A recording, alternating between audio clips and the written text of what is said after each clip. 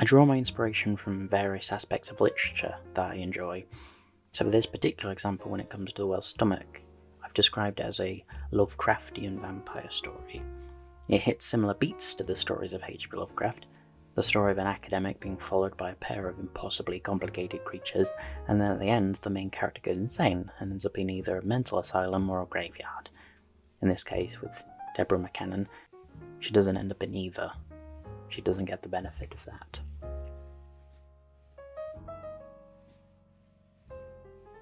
Not as many as I was expecting. With the whale's stomach, I was surprised at how much I had actually written, and how much of it actually made sense in the first draft. I was very pleased to see that I'd essentially nailed it first try. The most trouble that I did have was the title. That was my biggest issue. I couldn't think of any good ones at the time, and I went through loads before I ended up with what it actually ended up being, The Whale's Stomach, which is such a good title. It's always great to see one's work being produced on a level such as this, with so many talented people working so hard to make my story come to life. It's amazing. It's been my childhood dream to write for Doctor Who. It still is my dream, my biggest dream. The cover for this story is particularly exceptional. It's just so creepy, with the Master sort of lurking out from the shadows behind Lolita, smirk across his face. I love it. It's incredible work.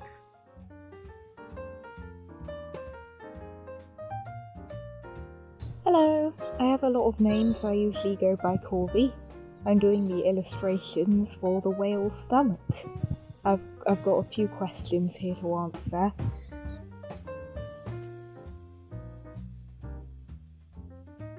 When I read things, I sort of imagine how it would look as a comic or an animation or something, and this story gave me these sort of dark, slightly abstract vibes, so that's the sort of what I try to portray in the art. Not sure if that properly answers the question, but there you go.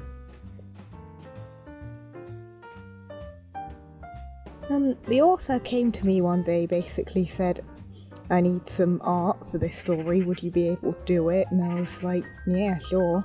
And I originally started them in my usual art style, which is quite bold, dark outlines. Everything is very defined, but I felt it didn't really fit the tone of the story. I needed something slightly less cartoony. Obviously my art still is cartoony, but you know what I mean. So I started again with a more painted looking style, and that was much better. There were a few failed attempts, but I got there in the end.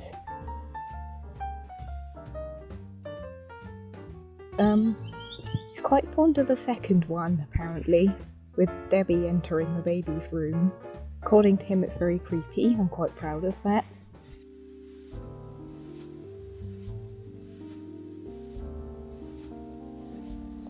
My name is Banna, and I am an editor for Spectral Horizons, and I have been working on The Whale's Stomach.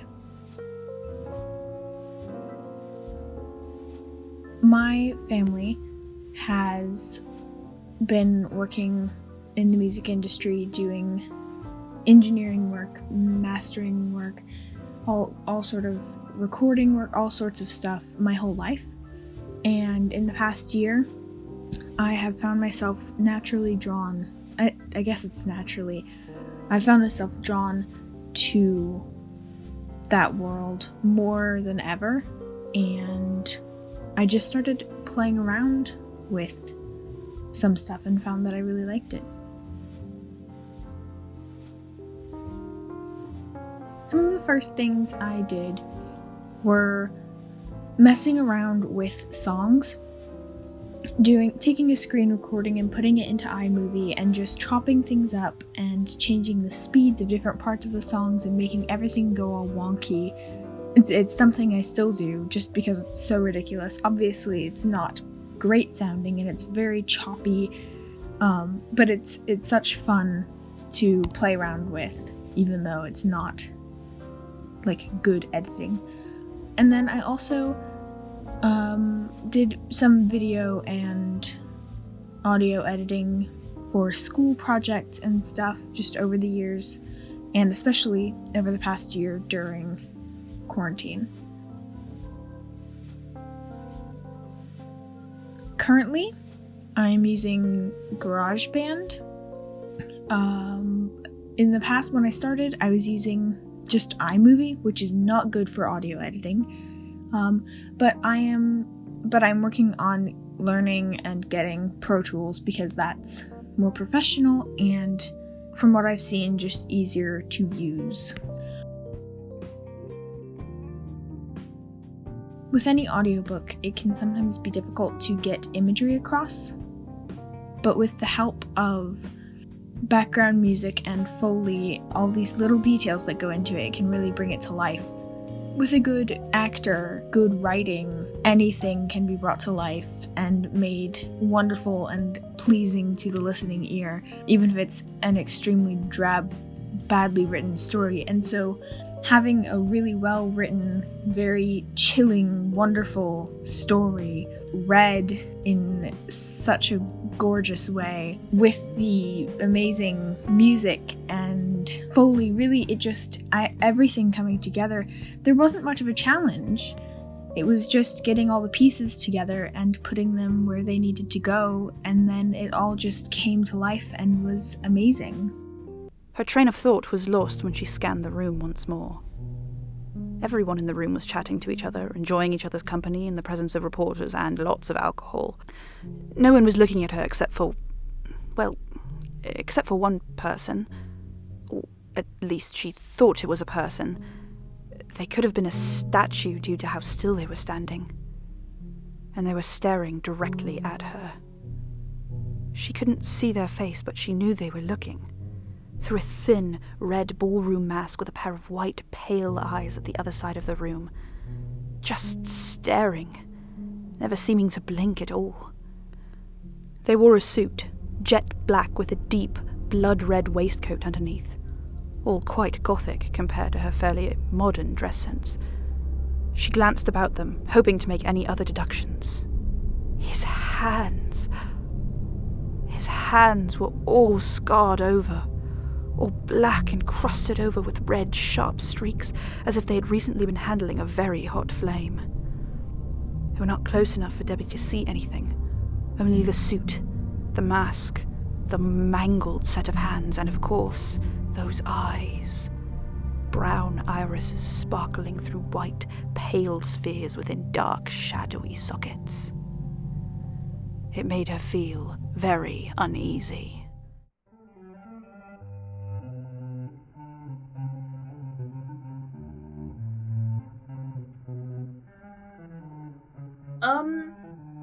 Well, when I was doing the master's theme, I took inspiration from him, I guess. Like, heavily, most of the inspiration was just from the master's character, how you describe him, and translate it to music form. And the general idea I had for the initial theme was that it was sort of broken.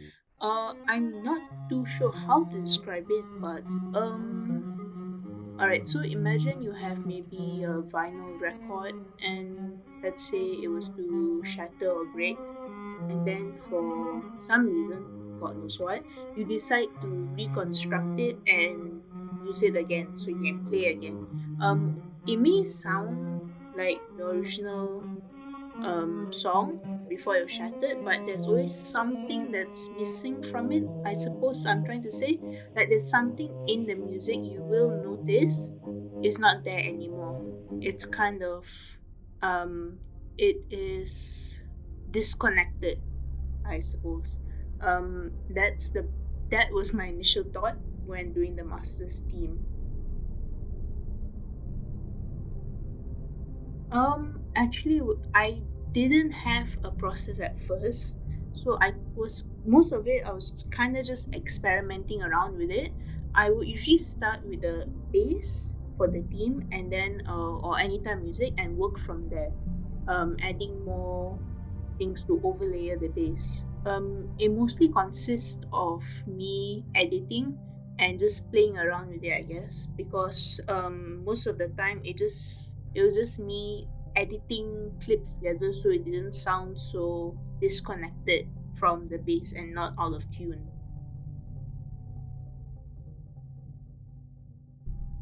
Usually takes just it generally depends on how simple or complex it might be. Um, Also, another factor is that how much time I might have on my hands. But on average, I think about 2 to 3 weeks. Again, it mostly factors on how much time I have, but that is the general time frame, I suppose. Hello there, this is my interview for The Whale's Stomach. Here we go.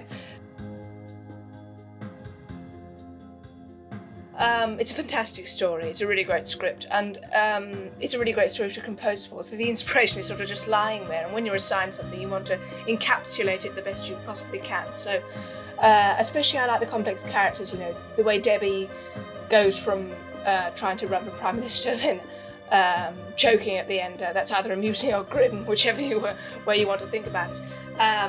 But you know, I like the dark moments, the sad moments, the happy moments, and the story really takes you on a journey, and I wanted to emphasise that in my music. This sort of journey in different parts, in different stages. You know, with the master and the leader. I mean, it's a very interesting script. So therefore, you need to make interesting music for it.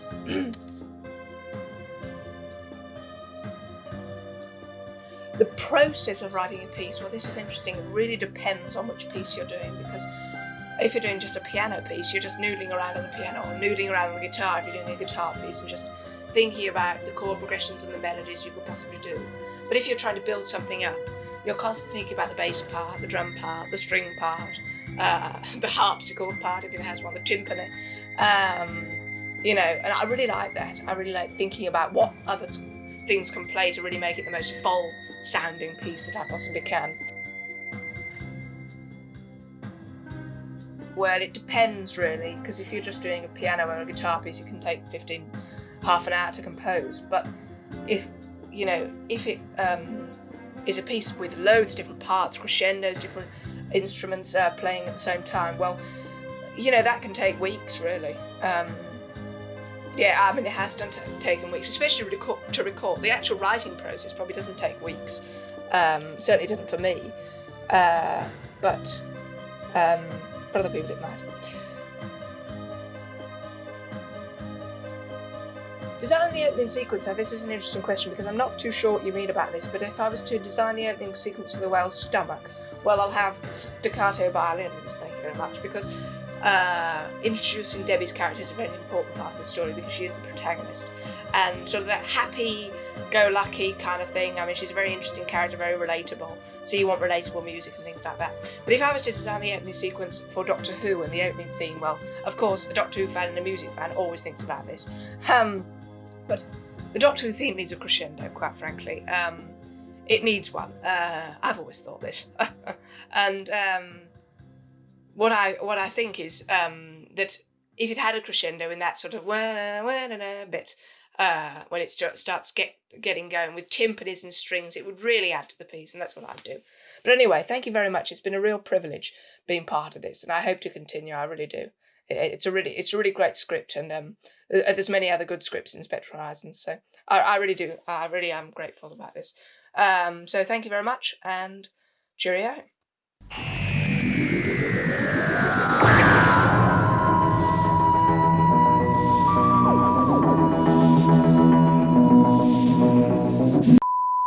She had made quite a few good points on it not being able... Ugh, this fucking line. She had made quite a few points on it not being all about money and how the future of humanity is more... Humanity. Mother! Oh, sorry. It's okay. Now leave. You're banished. And she had made quite a few good points on it not being about all the money. I'm gonna die before I get this line. Alright, this is my redo of page 1, but slower this time. So take one of that, I suppose. In the past few months, Debbie had brought up the idea that she should run for Prime Minister in the upcoming election. Things had been shaky, and she considered herself... They wanted to put in their magazines that she had been at the party to scrap in more They wanted to put in their magazines that she had been at the party to scrap in more readers. I keep wanting to say viewers. Okay. The other partygoers did not allow such a thought to cross them. They specialized in antivirus software, yet were recently making the jump to creating a full-on... They specialized in antivirus software. They specialized in an antivirus software, yet were recently making the jump to creating full-on operating systems. They aren't 100% committed yet, but this accent is killing me. Okay. Okay, this is page 2. The final nail in the coffin then began. She carried on out into the cool night air, heading down the street outside, bathed in flickering lights and twinkling scars. Scars. We love twinkling scars. She did a 360-degree scan of the street. She did a 360 scan of the street, letting out fumes and hastily moving away from the curb. Maybe the figure wasn't anything, or anyone, to worry about at all. Oh, fuck. This is... This is page 3. Following the winding roads under the light of yellowing street lamps and the eternal presence of the full moon in the shadow of the night. Following the winding roads under the light of yellowing street lamps and the eternal presence of the full moon in the shadow of the night. Finally, maybe? Following the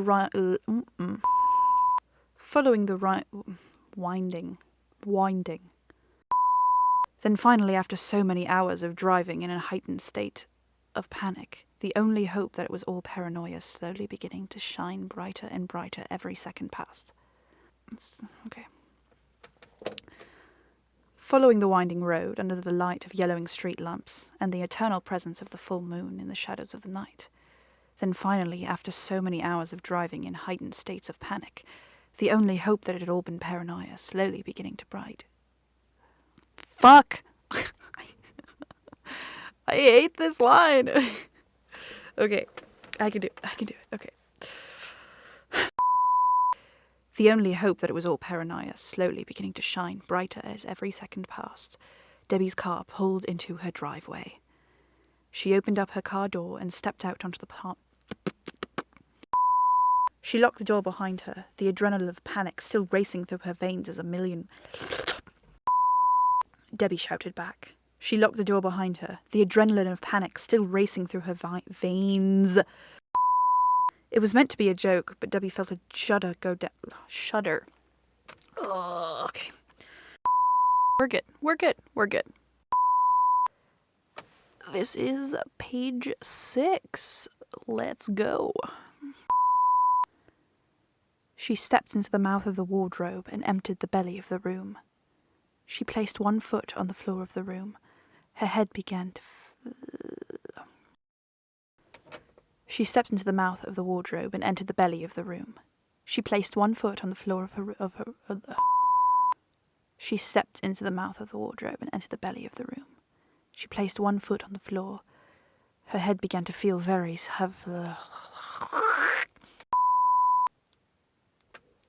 I'm so mad because I didn't press the record button, but I just performed all of this, so let's go again, I guess.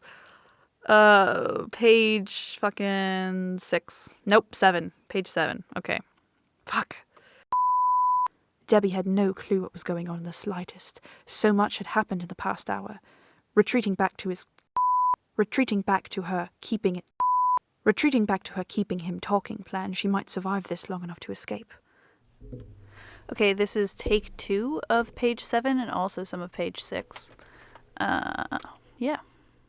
The master. For some reason, master is extremely hard for me to say in a British accent without me sounding like really weird. Okay, anyways. Her mind was frazzled, so she had no choice but to take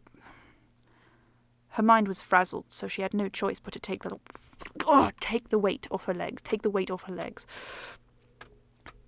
Her mind was frazzled, so she had no choice but to take the weight off her legs and accept his offer. That was terrible. God, this... She had no choice but to take the weight off her legs. Her mind was frazzled, so she had no choice but to take the weight off her legs and accept his offer. She sat down in the chair. It creaked as she sat in it. She sat alongside... It creaked as she sat in it. Massive... Well, what does she eat? Massive temporal points. Oh, that's not how he talks. But it's so much eat. That's not his voice either. So much had happened in the past hour. Retreating back to her keep him talking plan might... Fuck! I touched the mic again. Okay. So she's going to eat me.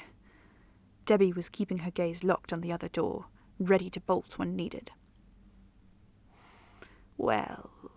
Oh, that's the end of page 7. Hello, back with page 8, take 1.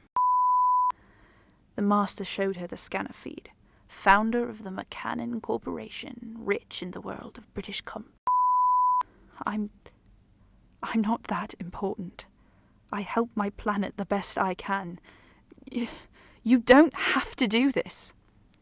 Wow, that was terrible. Let me try again. You helped your planet, and now the world has been put under a spotlight. And now the world has put you under a spotlight. That makes a little more sense. Why run, Lolita? Yep, we had a whole discussion about this. She let out an ear-piercing